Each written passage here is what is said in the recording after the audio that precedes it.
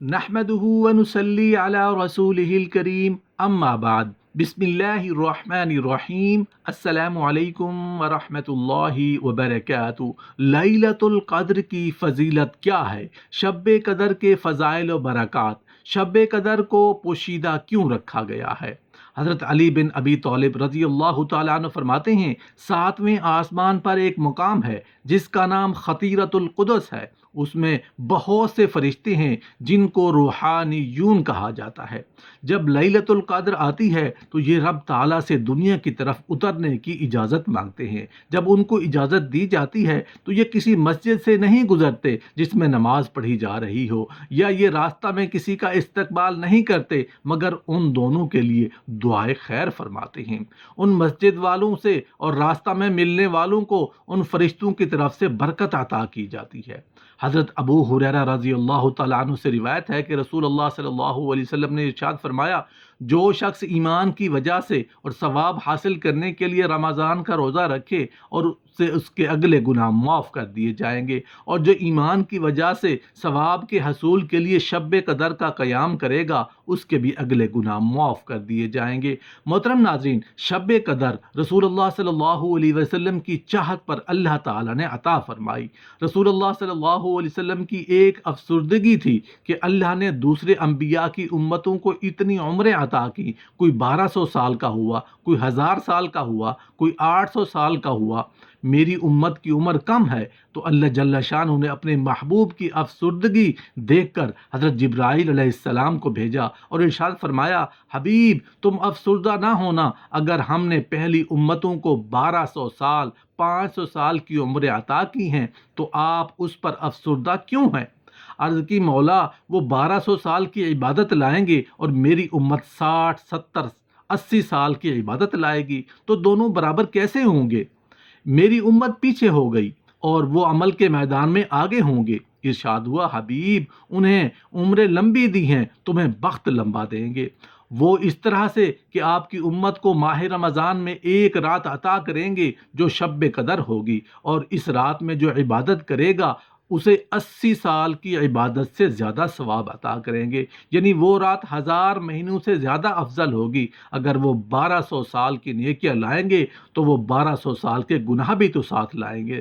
لیکن میرے پیارے، آپ کی امت آگے بڑھے گی کیونکہ ان کے گناہ تو 60 70 سال کے ہوں گے اور نیکیاں ہزاروں سال کی ہوں گی، کیونکہ ایک انسان اگر 10 20 یا 50 مرتبہ بھی لیلۃ القدر کو مل جائے تو اس کی شان کیا ہوگی، کیونکہ لیلۃ القدر کی ایک رات 1000 مہینوں سے افضل ہے۔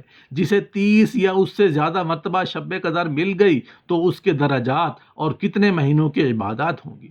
محترم ناظرین، لیلۃ القدر یعنی کہ شب قدر کی فضیلت کی ہم بات کر رہے ہیں۔ ایک محفل میں ایک مرتبہ صحابہ کرام گفتگو کر رہے تھے، شب قدر کب ہے؟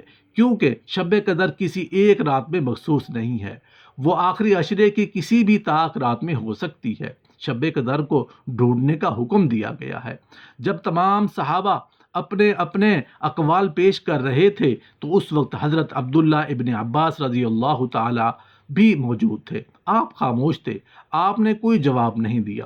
سیدنا عمر فاروق رضی اللہ تعالیٰ عنہ نے کہا کرتے تھے کہ جس محفل میں حضرت عبداللہ ابن عباس رضی اللہ تعالیٰ عنہ موجود ہوں تو صرف انہیں ہی حق پہنچتا ہے کہ وہ محفل میں بات کیا کریں۔ سب بولنے لگے کہ آپ کو حق ہے تو آپ کیوں نہیں بولتے؟ تو حضرت عبداللہ ابن عباس رضی اللہ تعالیٰ عنہ نے کہا، اگر مجھ سے پوچھتے ہو تو بات یہ ہے کہ پوری کائنات 7 پر گھوم رہی ہے۔ اللہ نے 7 آسمان بنائے، 7 زمین بنائی، 7 دن بنائے۔ اسی طرح جب شیطان کو حج کے موقع پر کنکریاں ماری جاتی ہیں تو وہ بھی 7 ہیں۔ اسی طرح انسان کو جن رنگوں سے پیدا کیا گیا وہ بھی 7 ہیں۔ اسی طریقے سے جن اعضاء پر سجدہ کیا جاتا ہے ان کی تعداد بھی 7 ہے۔ سمندروں کی تعداد بھی 7 ہے۔ تو فرمانے لگے کہ میرا وجدان یہ کہتا ہے کہ شب قدر بھی رمضان شریف کے آخری عشرے کی 7ویں رات میں ہے۔ حضرت امام ابو حنیفہ رحمۃ اللہ علیہ کا قول بھی یہی ہے کہ شب قدر عموماً 27ویں کی رات کو ہوتی ہے۔ اس میں مختلف علماء کرام کا اختلاف ہے۔ سورۃ القدر میں جو ہیا حتی مطلع الفجر تک کا مطلب ہے کہ اس رات میں فجر تک سلامتی نازل ہوتی ہے۔ اگر بتا دیا جاتا تو ہم لوگ ایک ہی رات مخصوص کر لیتے، لیکن پوشیدہ رکھنے میں فائدہ یہ ہے کہ ہم ان طاق راتوں میں مسلسل عبادت کرتے ہیں، جس سے ہمارا عبادت کا ذوق بڑھتا ہے۔ مختلف بزرگوں کا قول ہے کہ شب قدر آخری عشرے کی کسی بھی طاق رات میں ہوتی ہے۔ ایک حدیث کا مفہوم ہے کہ جیسے بندہ اللہ سے گمان کرتا ہے، اللہ اس کو ویسے ہی عطا کرتا ہے۔ شب قدر میں دعائیں مقبول ہوتی ہیں اور ہر طاق راتوں میں عبادت کرنی چاہیے۔ جس رات شب قدر ہوتی ہے اس رات جبرائیل امین علیہ السلام فرشتوں کو لے کر زمین پر آتے ہیں۔ رسول اللہ صلی اللہ علیہ وسلم کا فرمان ہے کہ ان کے پاس 4 جھنڈے ہوتے ہیں جو فرشتے لے کر آتے ہیں، اور وہ بستیوں میں گھومتے ہیں اور ان لوگوں سے ملاقات کرتے ہیں جو لوگ اس وقت عبادت میں مصروف ہوتے ہیں۔ سونے والوں سے نہیں ملتے، کھیلنے کودنے والوں سے نہیں ملتے، سوشل میڈیا استعمال کرنے والوں سے نہیں ملتے، عبادت میں مصروف رہنے والوں سے ملتے ہیں، ان سے مصافحہ کرتے ہیں اور ان کے لیے سلامتی کی دعا کرتے ہیں۔ پھر جب وہ آسمان پر جاتے ہیں تو پہلے آسمان کے فرشتے پوچھتے ہیں کہ کہاں سے آ رہے ہو؟ تو جبرائیل امین اور دوسرے فرشتے کہتے ہیں کہ ہم شب قدر میں گئے تھے، امت محمدیہ سے ملنے کے لیے گئے تھے اور ان سے ملاقات کے لیے گئے تھے۔ تو پھر وہ فرشتے پوچھتے ہیں کہ تم نے کس حال میں امت محمدیہ کو پایا؟ وہ فرشتے جواب دیتے ہیں کہ ہم نے انہیں رکوع میں پایا، سجود میں پایا، تسبیح میں پایا، اللہ جل شانہ کی حمد کرتے ہوئے پایا، ان کو اللہ کی تسبیح اور تقدیس بیان کرتے ہوئے پایا، انہیں تلاوت قرآن کرتے ہوئے پایا، ہم نے دعائیں کرتے ہوئے انہیں پایا۔ پھر فرماتے ہیں کہ اللہ جل شانہ امت محمدیہ کے نیک لوگوں کو بخش دیا، عبادت کرنے والوں کو بخش دیا، تو اللہ تعالیٰ نے عبادت کرنے والوں کے طفیل میں گنہگاروں کو بھی بخش دیا۔ سونے والے بھی عبادت کرنے والوں کے صدقے بخشے گئے، مگر وہ بخش تو دیے گئے لیکن فرشتوں سے ملاقات کا شرف کس کو حاصل ہوا؟ ان کو جو لوگ عبادتوں میں مصروف رہے۔ اللہ جل شانہ ہم سب کو بار بار شب قدر عطا فرمائے، کیونکہ زندگی کا کوئی پتہ نہیں کہ اگلے سال ماہ رمضان شب قدر نصیب ہو یا نہ ہو۔ تو کوشش کیجئے کہ ماہ رمضان کی آخری عشرے کی طاق راتوں میں زیادہ سے زیادہ عبادت کیجئے، تسبیحات پڑھیے، کلمہ شریف پڑھیے، اللہ رب العزت کی بارگاہ میں خوب دعائیں کیجئے تاکہ اس رات کی برکتیں ہم سب کو نصیب ہو سکیں۔ ان طاق راتوں میں اپنے رب سے گناہوں کی معافی مانگیے اور اللہ جل شانہ کا فضل مانگیے، اپنے رب کو راضی کرنے کی کوشش کریں۔